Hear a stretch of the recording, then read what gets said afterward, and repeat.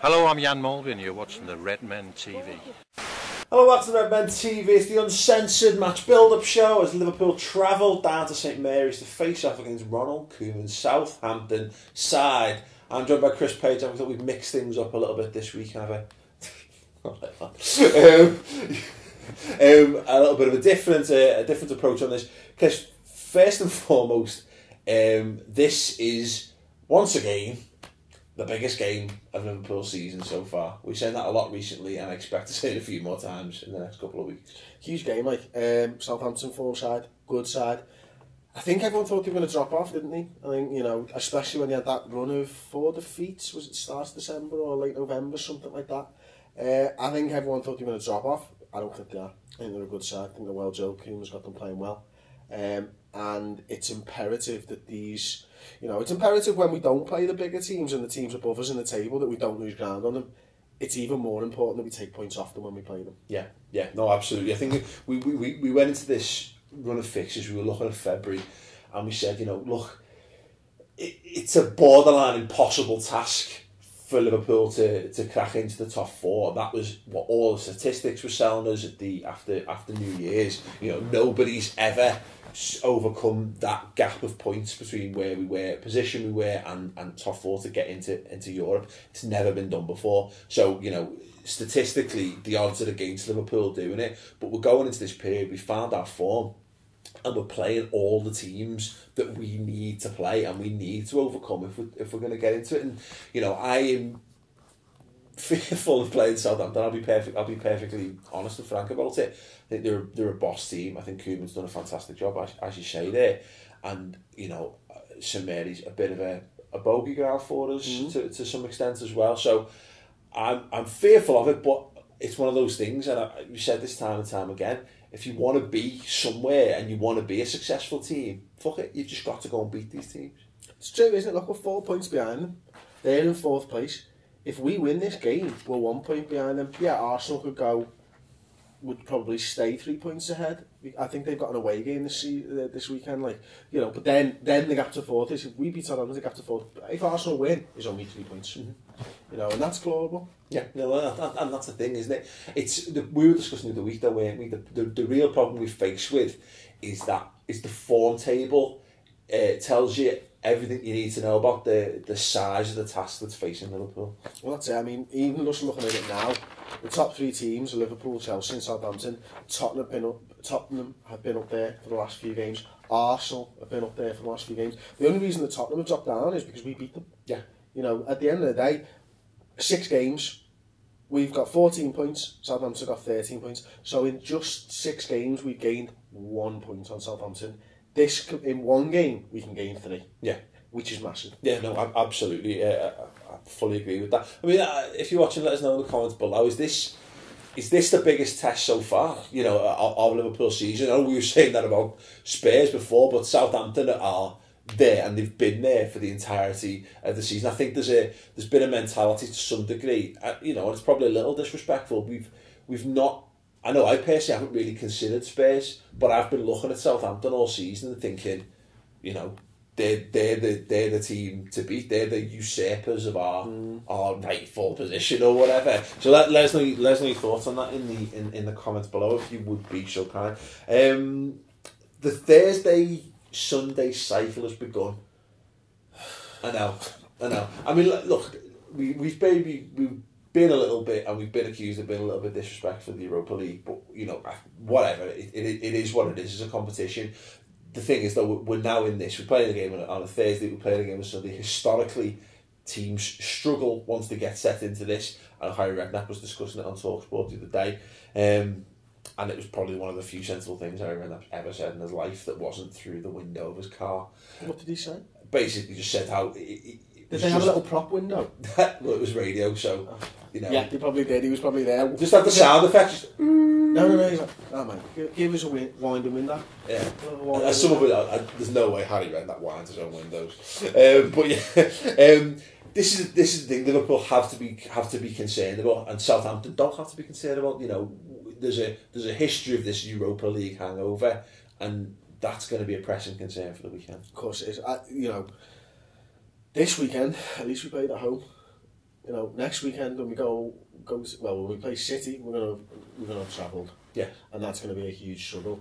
Thankfully, this is the latest kick-off it could have been on a Sunday. Yeah. Yeah. So at least we get the biggest gap possible without it being a Monday game. Yeah, it's true. And I suppose the fact that it's an early kick-off on Thursday, next Thursday, that'll really play to our advantage. But it's the question is, how do we handle that? Is that... Because I don't think anyone's ever really hit upon the solution to that. Is it personnel? Is it fitness? Or is it a mentality issue? Fucking hell, that's a question and a half, isn't it? I mean, have you got half an hour, like? I have. Yeah, I haven't. It's going to fucking kill me if we go on for half an hour. I think the fact, you know what, I'd like to see Liverpool just put the same side out. Yeah. Just go out there. I don't want to see 4 changes. You know, even maybe 1, 2 changes maximum. But ultimately, I think Sterling probably comes back into the side for me. Yeah. And that's about it. Yeah. 4.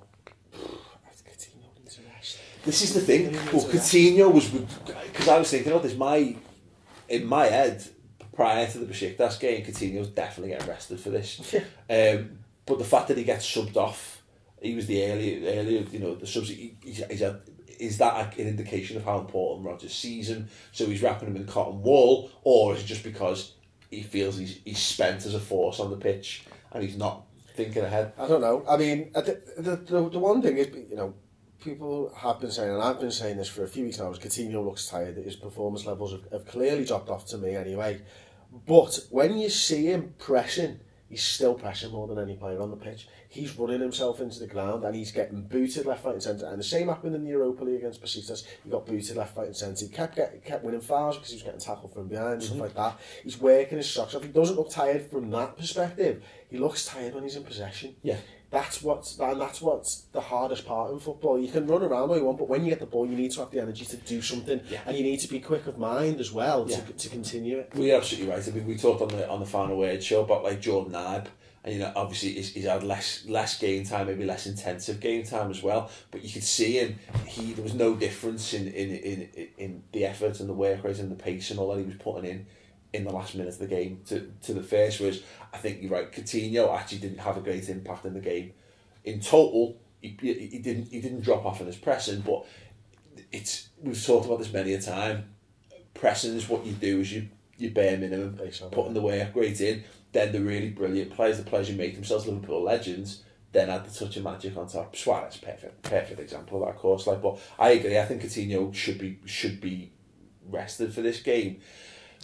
But I could equally see him staying in and Lallana getting rested. But I think Lallana needs to play in this game. I think he's got he's got a big point to prove. He needs a consistent run of games. You know, he's coming up against his former team. I'd keep him in there.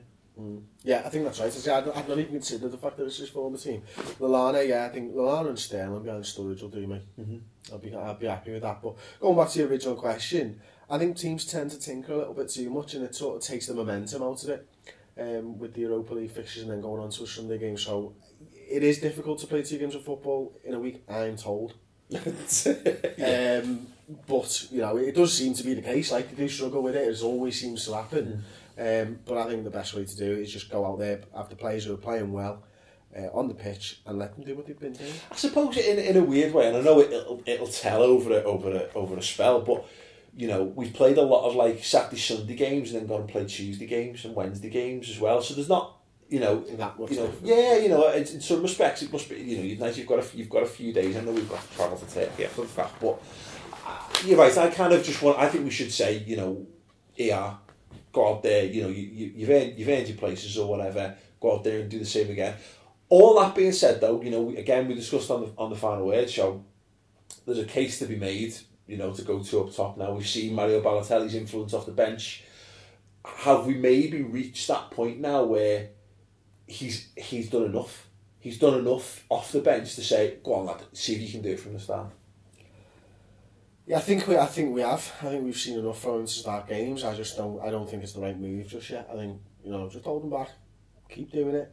Keep showing you're committed to the cause. Keep working hard in training, because you know, if he's not in the squad, it means he's not worked hard in training this week. Yeah. You know, he's got to get that part of it right first and foremost before he gets onto the pitch. It must be a tough balancing act though, isn't it? Because it's like the risk reward kind of, you know, is there a tipping point where that stops working?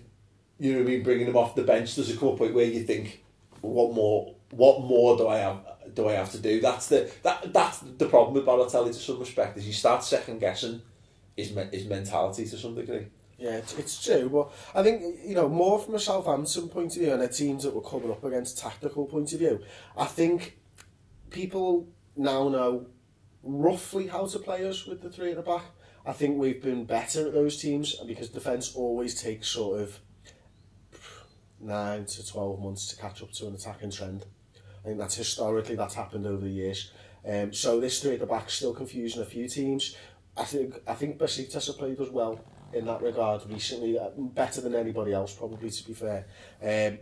But you know, Southampton have had a week to prepare for this game. They'll be preparing for the three at the back. I think they'll massively be preparing. I think the risk reward is, do you do that to flummox them so that they don't know what you're going to do, or do you wait to see if you're just better than them with the three at the back and then hope that they haven't, because I don't think they'll have had time to train for moving Channel midfield two up top and all this, because we've not been doing it long enough yet. I think that's the big question. If you're watching, thoughts in the comments, that we've seen what Liverpool's plan B is. You know, we've changed to that in the last few games. That's what we've done to try and step up a gear. Is it that is ultimately where Brendan Rodgers sees the team? So Lovren coming back into the defence, Chan going into midfield, Balotelli starting up front alongside Sturridge. Is that where we're moving towards, or is that always just going to be our plan B? Thoughts on that in the comments below.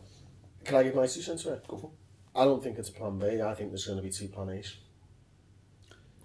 And it's literally dependent on who you play. You can't have 2 plan A's. I think you can. What is the plan? I think the plan B? It's not. I think you can swap between tactics for different teams if you're well drilled enough and you're well coached enough to do that. This one goes to 11. You know what I mean? It's like I don't. You can call it what you want. You know what I mean? It's a different plan. Therefore, it can't be the same. It can't be flat egg. What you're saying is Rodgers going to play this from the start of games, or is it always just going to be something that we change to midway through the game, hence the plan B? I think this is a formation that we'll start with, but we won't drop the other one either. Okay, well, plan 2. But the point is, let's go with 1.1. Let's go with 1.1. Your understanding is that plan B is somehow a negative thing. Like it's a fallback. It's not. It is normally. But that's what I mean. No, plan B is just your other approach. It's your alternate set of tactics that you go to when A's not working. I'm saying you don't even need to try A. You can start games here. So you're saying that? So yeah. Also, ultimately, it is something it's not.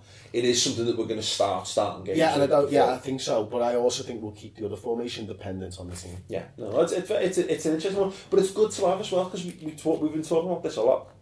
I think we tactical flexibility. Flexibility, but flexibility in squad as well, being able to use different things. It's a massive headache because, you know, if you play 2 up top, it means you can only play 1 from Coutinho, Sterling, and Lallana. Yeah, and that's it. That's an issue. How does that work? And the problem we're then faced with, and this is my ultimate issue with it, when we went to the Diamond, it worked. And it worked for the vast majority of the season, and it was sensational. I would hope that it works in a similar way if we were to go 2 up top. If it doesn't, though, where do you go from there? If that's your starting formation, where do you go? Because is it then just a case of, do you swap Balotelli for Lambert?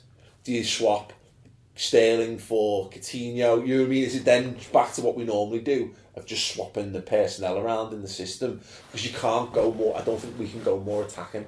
No. Than that. Do you get what I mean? I get what you're saying. Yeah. Do you know why I think we're going to keep with the 1 up top? It's because we haven't got enough strikers in the squad who can affect football matches. Genuinely. Yeah. That's why. I think it's great to have a formation where we can play 2 up top, but ultimately if one of those players gets injured, we need something else to go to. Yeah. Although, to be fair, look at last season when we had our third striker was Iago Aspas. Yeah, except Suarez was banging goals in for fun. Yeah. But I think that and ultimately, Suarez was regardless of whether the other ultimately that's the gamble. If we go to this permanently move to this 2 up top thing with Balotelli and Sturridge, if they both start scoring goals, or they both score a goal a game, you know what I mean, and we start winning games, it's a completely academic point. The concern is, and it's just ultimately it's a fear that what happens if you go to that? Where's your next step? And exactly, you know, go back. You don't go from being two up top to playing one up front if you're looking to win a game, do you? Or maybe you do. Maybe that's it. But it still feels like we're playing great football.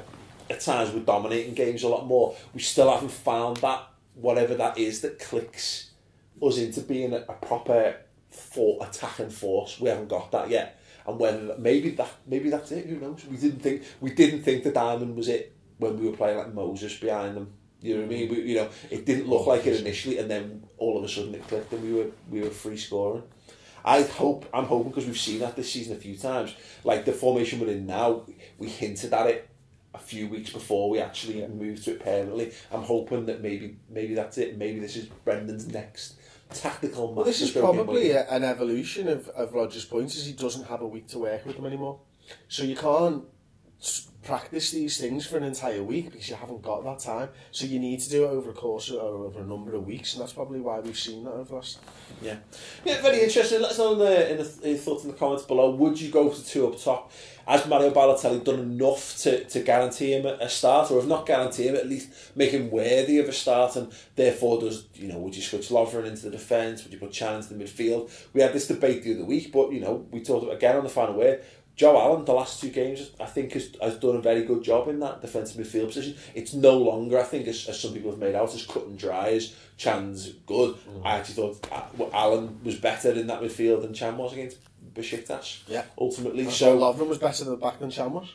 So there you go. Football's a funny old game, isn't it? To be honest, I've got no problem with that squad rotation, isn't it? I love Chan. I think he's a terrific player, but I think we forget sometimes that all these players are very young, and just because you can't expect consistent brilliance from them week in, week out. So I've got no problem. Just because someone gets dropped for a week doesn't mean they're all of a sudden shite. Although that's what Twitter will think. But I think that's the beauty of the players we've got available to us, that we could actually rest someone like Emre Can this week. We could rest someone like Coutinho and not see a catastrophic drop off in form. Yeah, so there you go. Thanks. We're gonna wrap up there. Actually, no, we're not, because score predictions. That's sticking with all that. Yeah, we may as well do that while we're here. 1-0 Liverpool. Yeah. Yeah. I'll tell you. No, I think 2-1. I think they're gonna cause us problems. I think you saying like Pella's not scored an 8. Yeah. Oh shit. So he's bound to get a goal, hasn't he? He caused us a few problems at Anfield, so I'd expect that to continue. Like I said, ultimately for me, and Southampton are a terrific team. I really want Southampton to get into Europe, just not at the expense of us. Ultimately, in that, so any sentiment can fuck right off. The fact of the matter is, like I say, if you want to achieve your goals that you set in a season, there are teams that are going to stand in your way, and we've got to be better. We've simply got to be better than them, and this month is vital to that. If we're to have any hope of finishing the top 4, we've got to beat all of our main rivals. It's a massive ask, but that's why footy's boss, isn't it? It's true. And before we go as well, don't forget to watch the Fantasy Forfeit Challenge. It was good. It was really good. There was flour and chocolate, which sounds like it should be the makings of something fantastic. Not for me, it wasn't. Cake. Yeah. Thanks, yeah. Some sort of chocolate pancake. It was not. It was disgusting. I'll leave it at that, but check it out on youtube.com/Redmen TV. Also, don't forget to check out the redmentv.com, free for a month, for more in-depth, detailed analysis and lengthy shows. For that in-depth, detailed analysis that you bang on about every single video? That more in-depth, lengthier shows, minimum between 30 minutes and 60 minutes shows. 2 to 4 of them a week, depending on whether the subject matter's there to discuss. Go on and check them out. They're always a good laugh. We obviously don't have the time and space to do a lot of the proper Liverpool discussion on YouTube, because it just doesn't work here. So we're there. If you need more Redmen TV goodness in your life, go on the website and check it out. It's free for the month, and it's just £2 a month after that. So anyway, that's that. Anyway, give the video a big thumbs up. Leave your thoughts, your starting 11s, your changes, your Balotelli bits and bobs in the comments below, and we'll see you for a live show, hopefully, technology allowing, on Sunday. Nice. Cheers. Yeah!